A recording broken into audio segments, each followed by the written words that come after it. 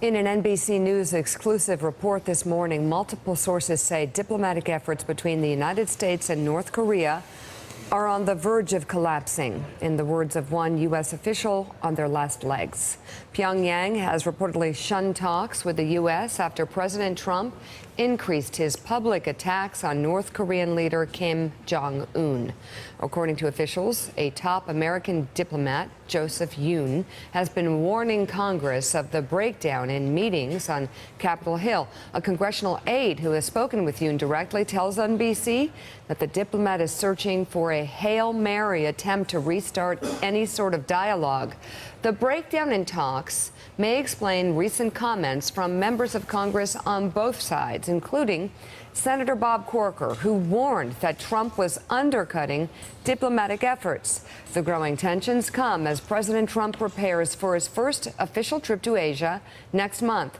Trump's schedule is set to include visits to Japan, South Korea, and China, where North Korea is expected to be at the top of the agenda.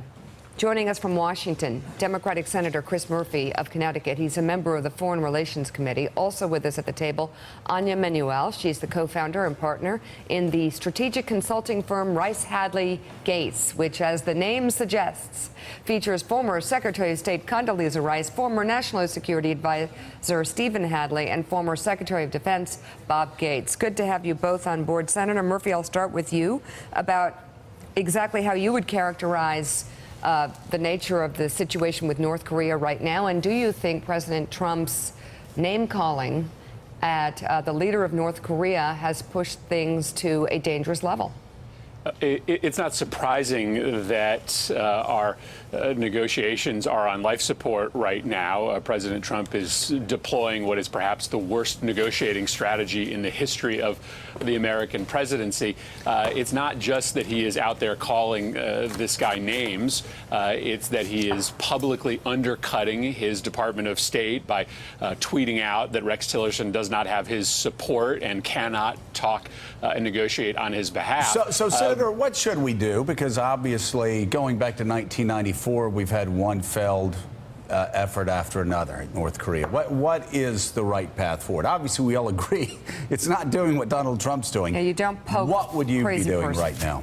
Well, again, you've got to empower your diplomats, and Trump is not wrong to make it very clear to the North Koreans that we have a military option, that we can take them out if they were ever to attack or threaten to attack us or our allies. But you've actually got to empower your diplomats to do the work, and you've got to communicate that the previous nuclear deals that other presidents have signed are still good. By threatening to back out of the Iran nuclear agreement, you're not incentivizing the North Koreans to enter into their own agreement.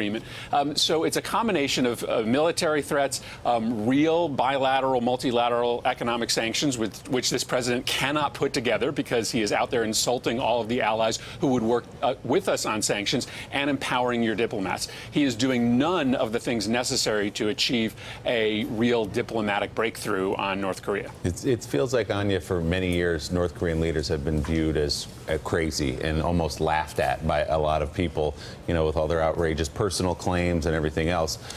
Where are you right now in terms of how seriously to take rhetoric out of North Korea? The things they've said for many years that they're now saying have a little more weight behind them than they used to be. Are you concerned about a nuclear confrontation or any confrontation with North Korea right now? Absolutely, and we really shouldn't be laughing at the rhetoric coming out. I think Kim Jong Un is more dangerous and more erratic than his father and grandfather. Also, you know, we're in the third U.S. presidential administration, fourth, that's trying to resolve this problem. The nuclear threat from North Korea is only getting worse and worse. I do agree with Senator Murphy that we need to support our diplomats. It's going to, however, all credit to Joseph Yoon for keeping those channels open, but it's going to take more than a mid-level diplomat to do this. You need South Korea, Japan, China all on board, especially China. And I would say if there's one very narrow silver lining in all this, I was just in D.C. and heard that at least the conversations between the U.S. and the Chinese on North Korea are the most detailed and the most scenario planning we've ever done.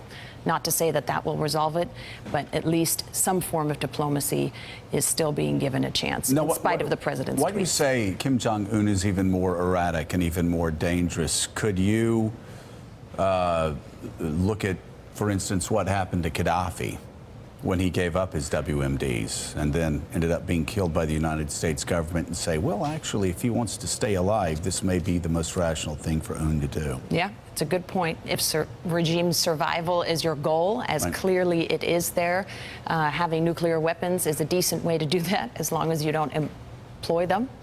I think you're right. Both what Senator Murphy said, backing out of the Iran deal doesn't give us a whole lot of credibility. Backing out, Gaddafi gave up his nuclear weapons. We then invaded Libya. That doesn't give us a lot of credibility here. I do think diplomacy is the only way forward, and I'm glad that there are still efforts being made. Yeah. So, Senator Murphy, diplomacy is the only way forward. Empower the diplomats, as you just said. The Secretary of State was in Pakistan yesterday. An ally, not an ally, we're not really sure. North Korea on the precipice of we don't know what. If you were asked, if you were overseas in London or Bonn, and some member of the cabinet in Great Britain or in Germany asked you to define American foreign policy in those areas, could you define it? American foreign policy is completely incoherent today. And I actually was overseas this weekend. I was in Ukraine and I was in Estonia, which holds the EU presidency right now. And all they wanted to ask me about was whether the Trump administration had their back. Ukraine doesn't know whether Trump is with Russia or with them. The EU doesn't know whether Trump is trying to break them up or trying to strengthen them. And like I said, if you want any diplomatic path on North Korea, you have to put in place a series of multilateral sanctions with China that will ultimately bring them to the table. And this president is in just a historically weak position to rally the world to a crisis like this. So, no, there is no way for me to explain what American foreign policy is abroad, but they are asking. Thanks for checking out MSNBC on YouTube, and make sure you subscribe to stay up to date on the day's biggest stories. And you can click on any of the videos around us to watch more from Morning Joe and MSNBC. Thanks so much for watching.